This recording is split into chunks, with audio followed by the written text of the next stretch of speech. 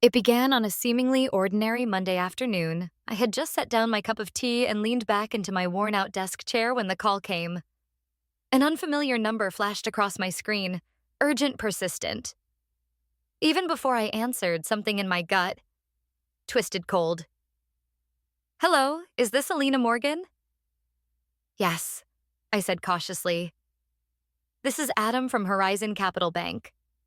We're calling regarding your overdue mortgage balance, $472,000. My mind froze. Mortgage, nearly $500,000. I don't own a house. I stammered. You must have the wrong person. There was a pause. Then he said, Ma'am, our records show your full name, date of birth, and national ID number.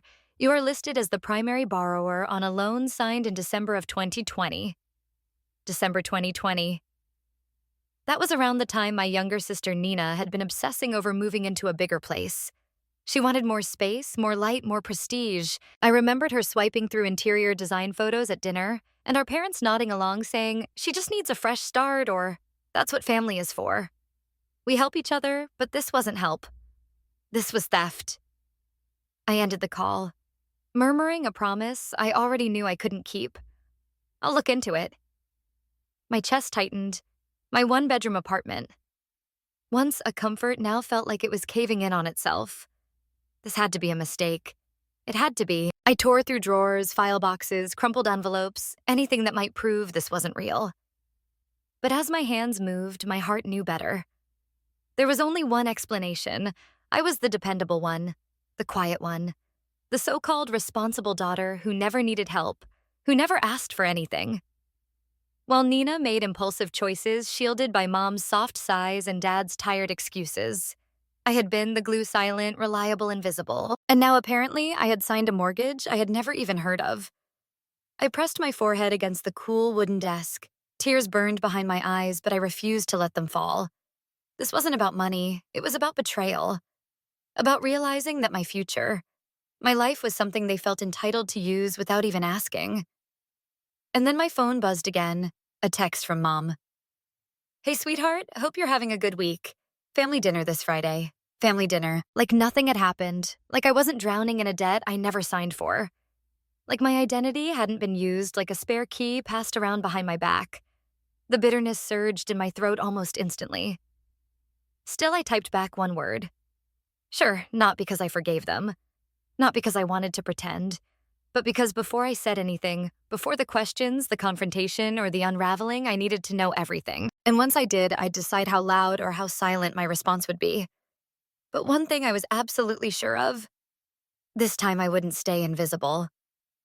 The next morning, after a sleepless night filled with unanswered questions, I sat hunched over my kitchen table, a full cup of coffee, untouched beside me. My laptop glowed faintly in the dim light. Browser tabs, multiplying like weeds, mortgage fraud, forged signatures, identity theft, legal advice blogs. I wasn't ready for what I was about to uncover. I called Horizon Capital again and requested a copy of the mortgage file. The woman on the other end was polite, almost mechanical, and within minutes, the documents landed in my inbox. I opened the PDF and my breath caught. Page after page. My name, my birth date, my national ID number, and my signature. Except it wasn't mine. It looked disturbingly close, close enough to fool anyone who didn't know better.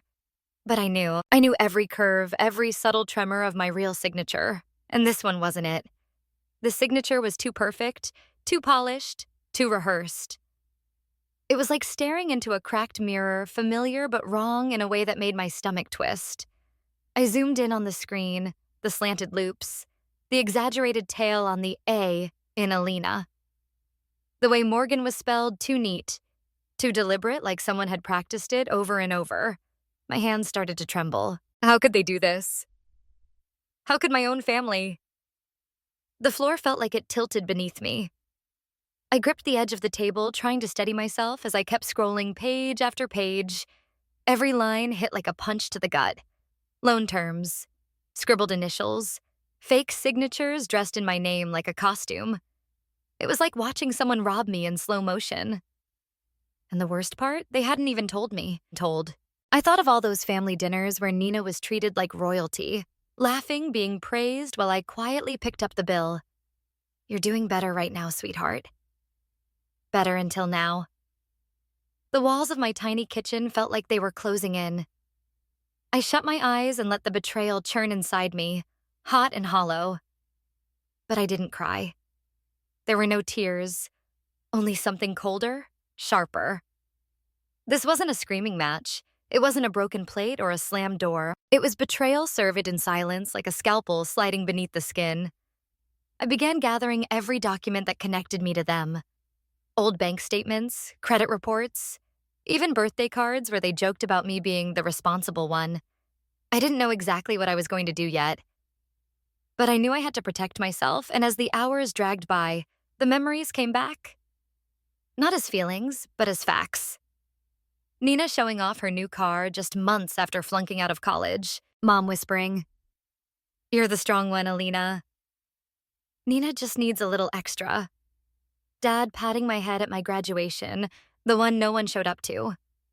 They had always expected me to catch her when she fell. This time they didn't even ask. They just signed away my future like it was theirs to give. By nightfall, a neatly stacked pile of documents sat on my kitchen table, a quiet, paper-thin promise to myself. The girl who bent over backward to be the good daughter was gone. Friday came too fast. I stood outside the house I had grown up in, staring at the door like it was the entrance to a courtroom. Part of me wanted to turn around, pretend none of this had happened. But the other part, the part they had unknowingly shaped, kept my spine straight. I knocked once, then again. The door opened. There was Mom beaming like we hadn't spent the past year living in two completely different worlds. "Alina, so glad you made it, sweetheart." "Sweetheart." I stepped inside. The smell of roast beef and lemon-scented cleaner hit me like a wave of memories, but they didn't feel warm anymore. They felt hollow. Dad sat in the living room, half watching a football game, beer perched on the armrest. Nina was curled up on the couch, scrolling through her phone, an expensive handbag tossed beside her like it meant nothing. No one even really looked at me. I sat down at the table. My heart thundered in my chest, but my face stayed calm. I waited. Let them settle in. Let them feel comfortable. Dinner played out just like every other Friday night. Light laughter, small talk. Nina complaining about how unreliable her landscaper was. Mom doting on her like she could do no wrong. Dad grunting occasionally in response to the game. And then after the plates had been cleared, I spoke. "Hey, I have a question." 3 heads turned, mild curiosity, like I was about to ask if they'd seen my umbrella. "Does anyone know anything about a mortgage in my name?" Silence, thick, sharp, deafening. Nina shifted in her seat, pulled down her sleeves. Mom's smile twitched, then faltered. Dad cleared his throat. I kept my expression neutral, my tone steady. I didn't yell, I didn't accuse. I simply waited. Mom broke first. "Honey, listen," she said, reaching across the table like we were discussing weekend plans. "It's really not a big deal. It's family. Nina just needed some help qualifying, that's all. You're not even paying anything. Not a big deal." Nina jumped in voice, defensive and tight. "You have good credit, Alina." "I don't. It's not fair for you to get upset. It's just paperwork. Just paperwork." I leaned back in my chair, letting the words settle around me like dust on glass. They didn't even think it was wrong. They had convinced themselves that I was the unreasonable one for being hurt. I nodded slowly. "Thanks for explaining." Nina shrugged and reached for her phone again. Already moving on.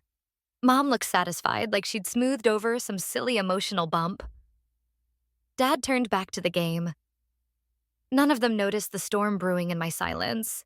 They thought the old Alina was still sitting there. They had no idea that the reckoning wouldn't come in shouting, but it would come. The drive home was a blur. Streetlights flickered across my windshield like ghosts. I gripped the wheel too tightly. The car was silent, but my mind wasn't.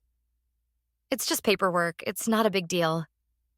Family helps family, I thought about every time I swallowed my pride. Every time I cleaned up Nina's mess. Every time I stayed silent to keep the peace. And for what? So they could tie me to $472,000 of debt without even a call. I pulled into my driveway and sat there staring at the outline of my tiny apartment. I didn't move. I let the betrayal settle deep into my bones, but somewhere under the heartbreak, something stirred.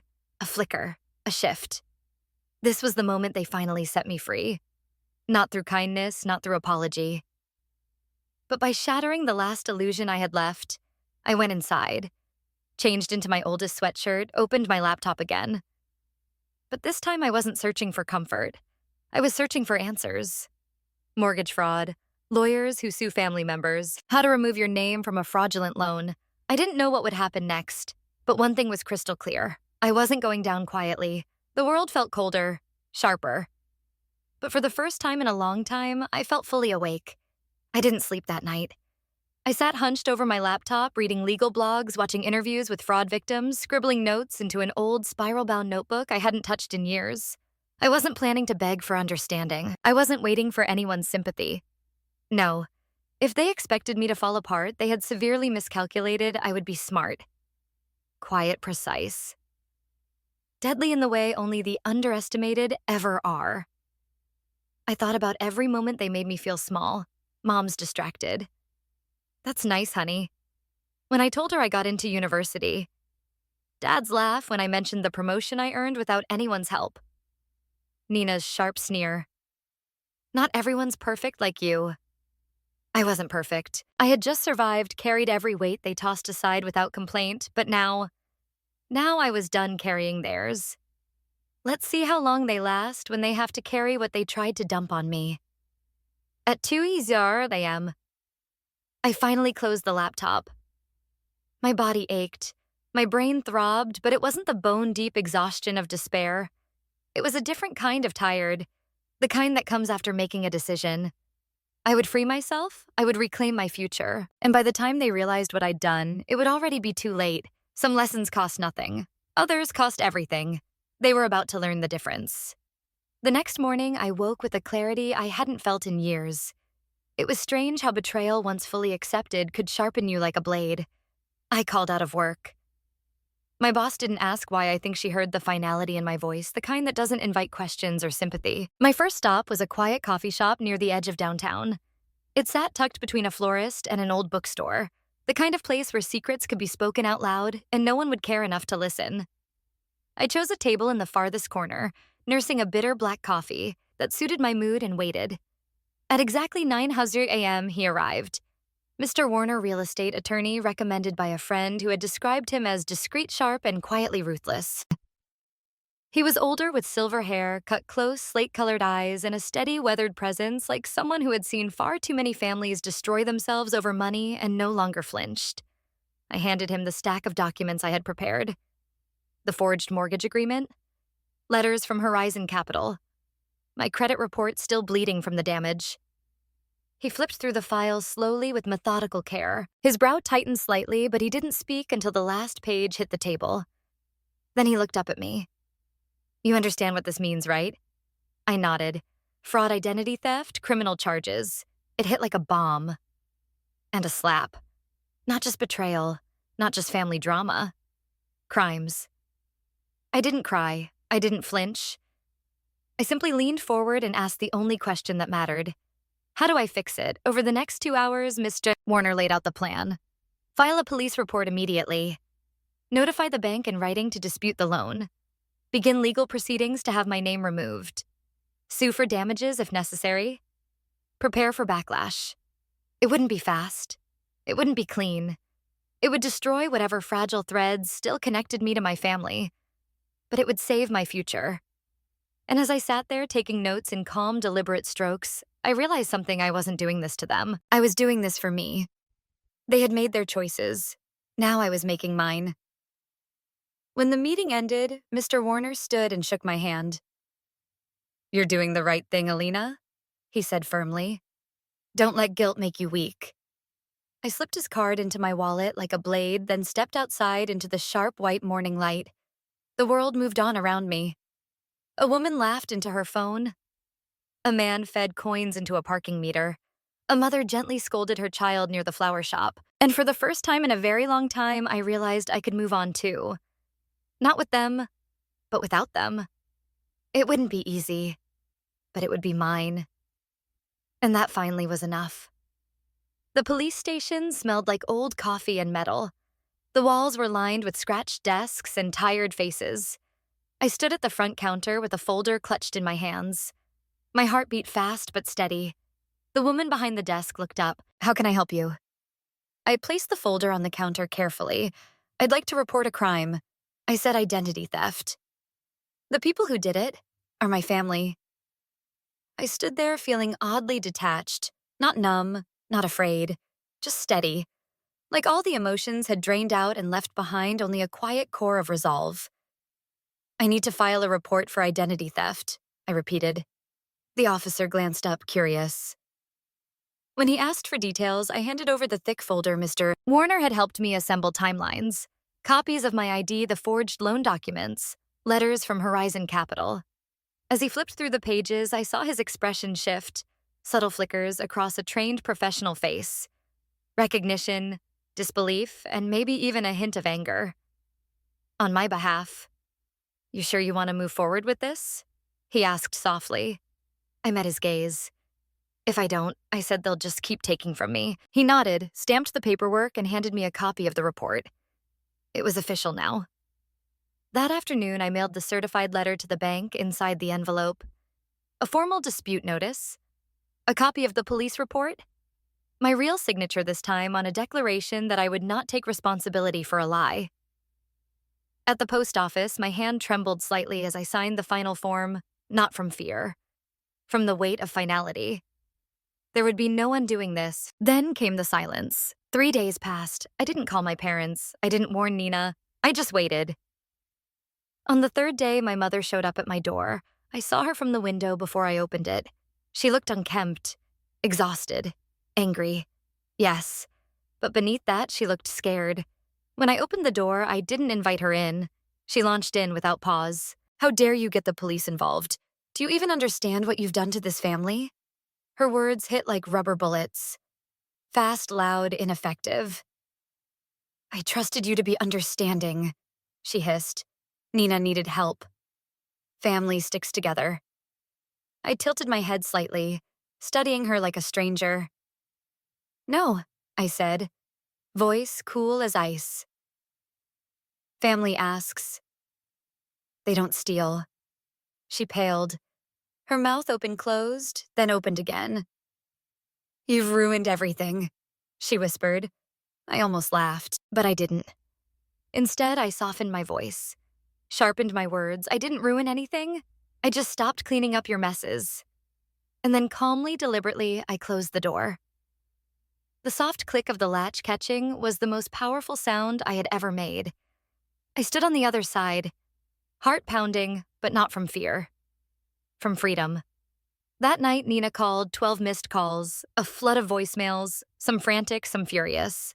I deleted every one of them without listening. 1 week later, the bank responded. They suspended the loan pending a full investigation. They issued a formal apology for their failure to verify the documents. They removed the delinquency from my credit report. The legal process would still be long. There would be hearings, paperwork, letters to challenge forms to sign, but I had taken the first step. The right step. And behind me, the world my family had built on favors, lies, and entitlement was starting to crack. I didn't scream. I didn't fight. All I did was stand still and let the truth do its quiet, irreversible work. And somehow, that felt even sweeter. In the weeks that followed, silence settled in. No calls. No apologies, no relatives urging me to be the bigger person or just let it go. It was as if I had been erased. No more family group chat. No more invitations to Friday dinners. No more rehearsed performances of togetherness. At first, the loneliness stung, because even betrayal doesn't erase the child in you who still aches for approval. But slowly, in the silence, something else began to grow. Peace. I started doing the things I'd neglected for years. On Saturdays, I wandered through the farmer's market, picking up sunflowers for the kitchen. I hiked local trails alone, but grounded the smell of pine and dirt steadying me. I signed up for a pottery class on a whim. My hands were clumsy, but the clay didn't care. With each bowl, each imperfect mug, I shaped something new. Something mine. Rebuilding didn't look like revenge. It looked like joy. Quiet, gentle, fragile, real, piece by piece. The legal process moved slowly in the background, but inside me something else was moving faster. Growth, clarity, power. Not the kind they once told me was ladylike, but the kind that grows when you finally stop asking for permission. Every email from Mr. Warner felt like a brick laid in the foundation of a new life. I signed affidavits, tracked the slow unraveling of the fraudulent loan, responded to formal updates with focus and resolve. And every time I saw my name on official documents, Alina Morgan, I felt it take root. This name is mine. This life is mine. Not a gift wrapped in guilt. Not an obligation dressed as love mine, strangely. I didn't want revenge anymore. Not really. I didn't want Nina to lose everything. I didn't want my parents to be dragged through public shame.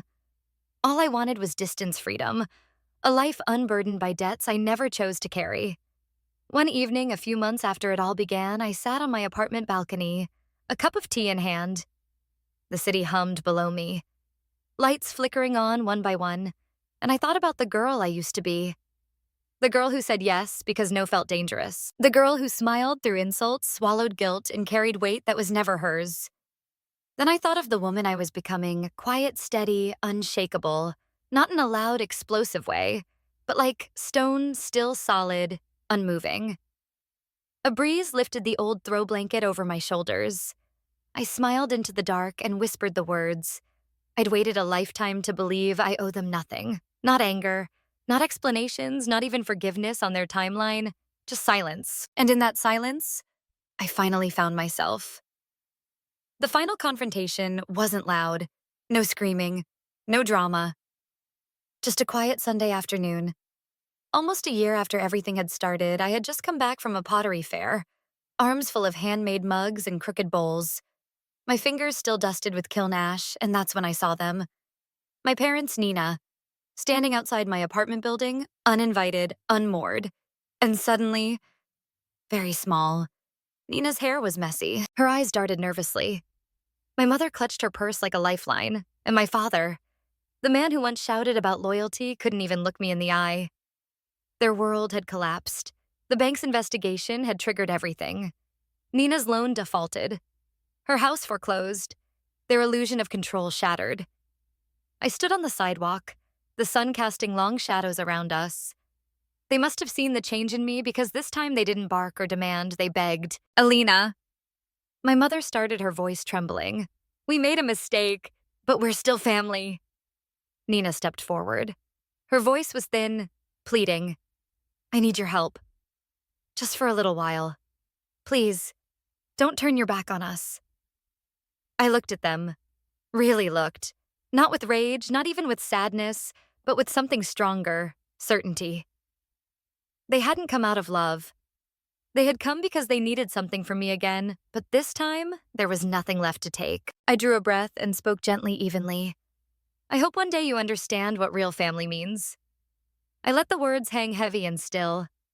It's not something you steal or fake, and it's definitely not something you demand. When it's convenient.